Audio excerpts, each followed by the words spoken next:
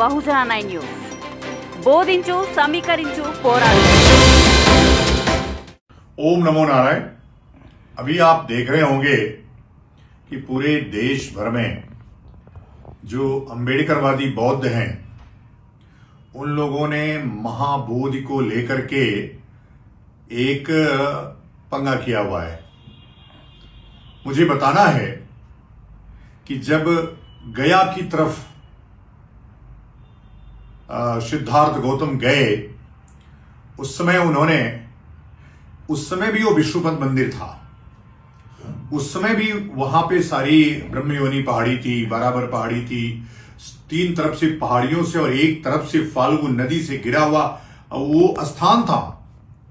ऐसा नहीं कि कोई सिद्धार्थ गौतम जाके बना है।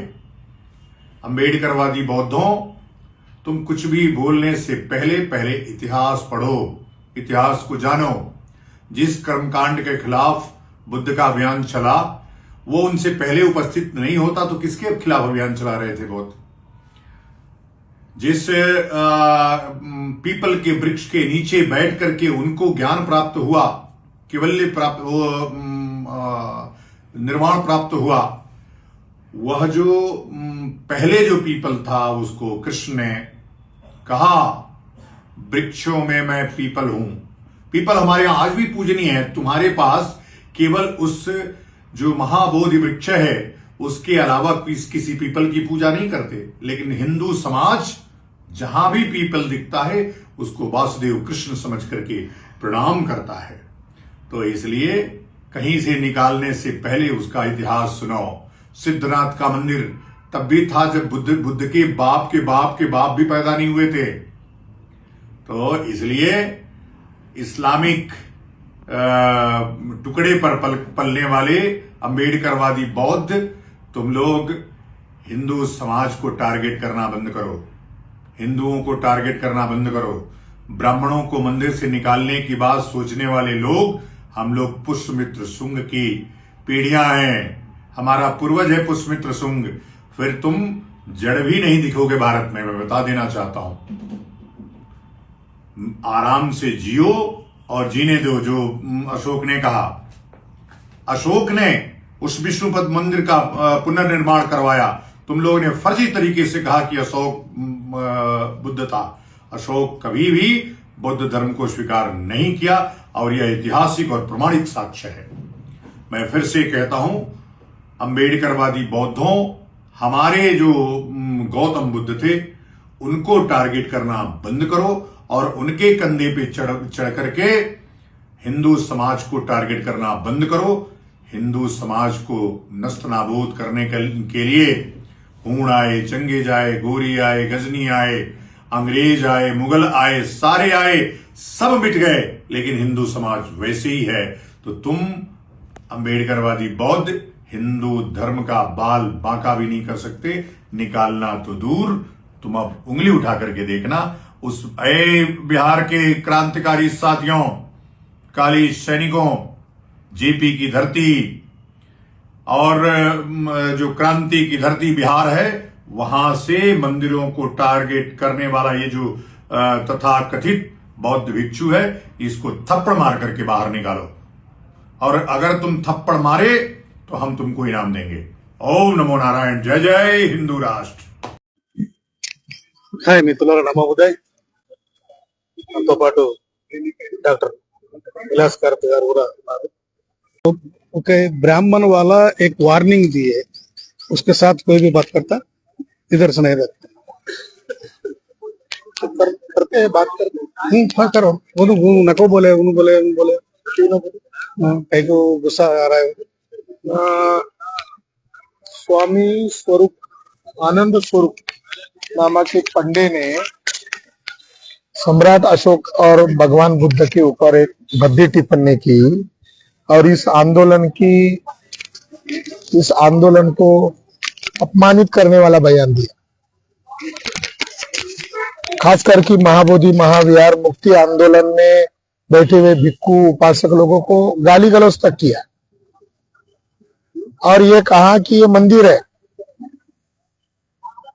तो वो जो पंडा है, जो ब्राह्मण है, वो अपने आप को पुष्यमित्र शुंग का औलाद घोषित किया। अब पुष्यमित्र शुंग का औलाद का संदर्भ क्या है कि पुष्यमित्र शुंग का समर्थन करना मतलब आतंकवाद का समर्थन करना, हिंसा का समर्थन करना है। हमारा आंदोलन अहिंसक ढंग से चल रहा है, शांतिपूर्ण ढंग से चल रहा है, मगर उस ब्राह्मण ने हिंसा का समर्थन किया, पुष्यमित्र शुंग का समर्थन किया और यहाँ तक कि बौद्ध भिक्षुओं के कान के पीछे जाकर लगाओ, उसको बख्शिश दूंगा ये कहा। तो पुष्यमित्र शुंग जो ब्राह्मण था उसने बृहद्रथ मौर्य की हत्या किया और बृहद्रथ मौर्य की हत्या करने की वजह थी कि बौद्ध साम्राज्य को खत्म किया जाए। मगर उस पुष्यमित्र शुंग को मिलिंदर अर्थात मिलिंद राजा ने मारा। ये इतिहास वो ब्राह्मण को हम बताना चाहते हैं कि पुष्यमित्र शुंग जो ब्राह्मण था, आतंकवादी ब्राह्मण, उसको मिलिंदर ने मारा, मिलिंद ने मारा, हमारे बौद्ध राजा ने मारा। और दूसरी महत्वपूर्ण बात यह है कि हमारे खून के अंदर, हमारे शरीर के अंदर सम्राट अशोक का खून दौड़ रहा है। हम बुद्ध की संतान है, अशोक की संतान है। तो सम्राट अशोक की धरोहर पर ब्राह्मण लोग जो कब्जा करना चाहते हैं, उसको यह आंदोलन सफल होता हुआ दिखाई दे रहा है, इसलिए वो हिंसा की बात कर रहा है। मगर वो ब्राह्मण का बयान पूरे देश में फैल चुका है, इससे समाज में आक्रोश पैदा हो गया है। उसने बड़े चालाकी से यह शब्द प्रयोग किया कि महाराष्ट्र के अम्बेडकरवादी बौद्ध, बार बार महाराष्ट्र के अम्बेडकरवादी बौद्ध।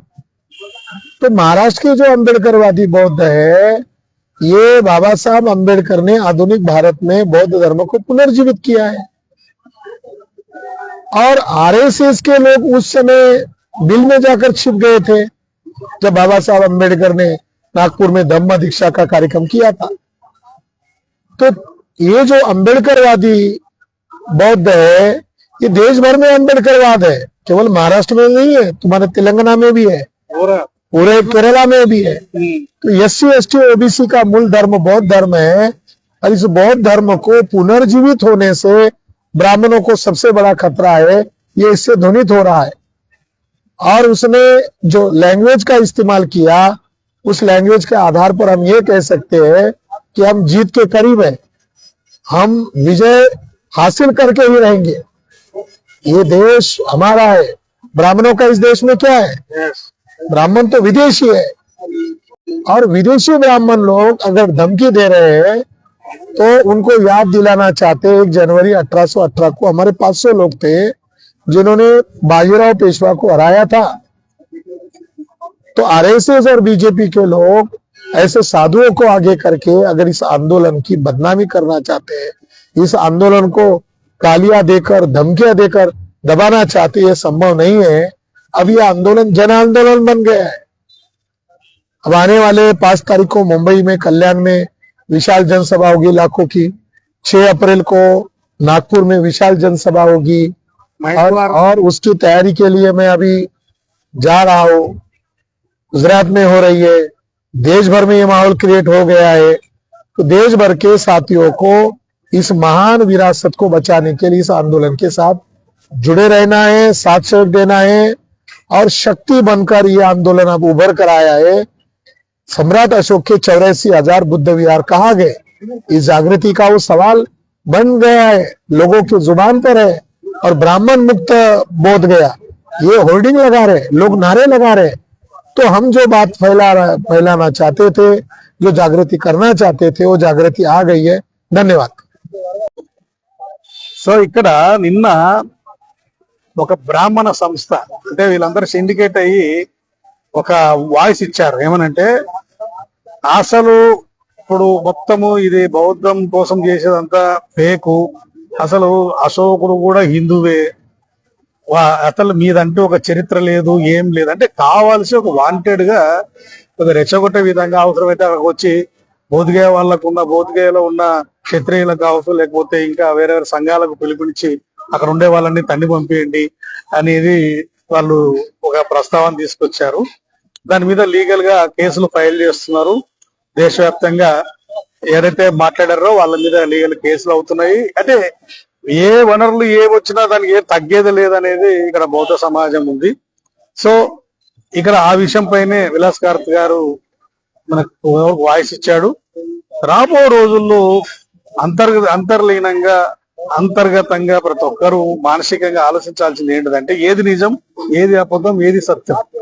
మనం ఏది అబద్ధమా, బౌద్ధం అబద్ధమా, లేకపోతే బ్రాహ్మణులు అబద్ధమా, వీళ్ళు చెప్పే వైదికం బ్రాహ్మణులు ఇచ్చిన మతాలు అబద్ధమా, నిజం బౌద్ధం అబద్ధమా అనేది రాబోదులో తెలుస్తుంది. ఎందుకంటే చారిత్రక ఆధారాలతోని అది పరిస్థితి. ఇక్కడ మొత్తానికైతే ఈ యొక్క బౌద్ధ సంఘాలన్నీ దేశవ్యాప్తంగా ఒక ఆలోచన, ఆచరణ, కార్యాచరణతో ముందుకెళ్తున్నాయి. వెనుకకు తగ్గే ప్రసక్తి లేదు.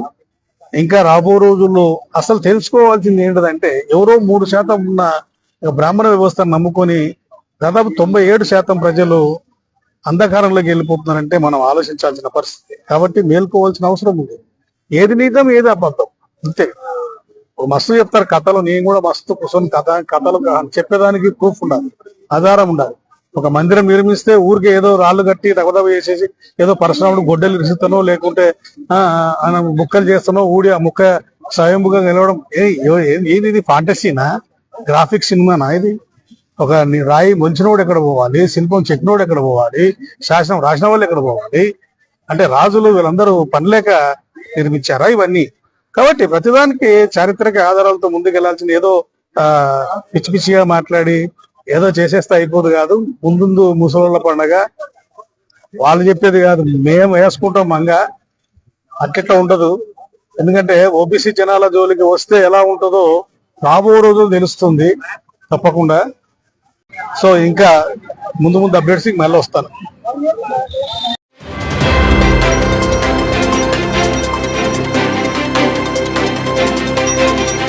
బహుజనుల గుండె చప్పుడు మీ బహుజన 9 న్యూస్. బోధించు, సమీకరించు, పోరాడు.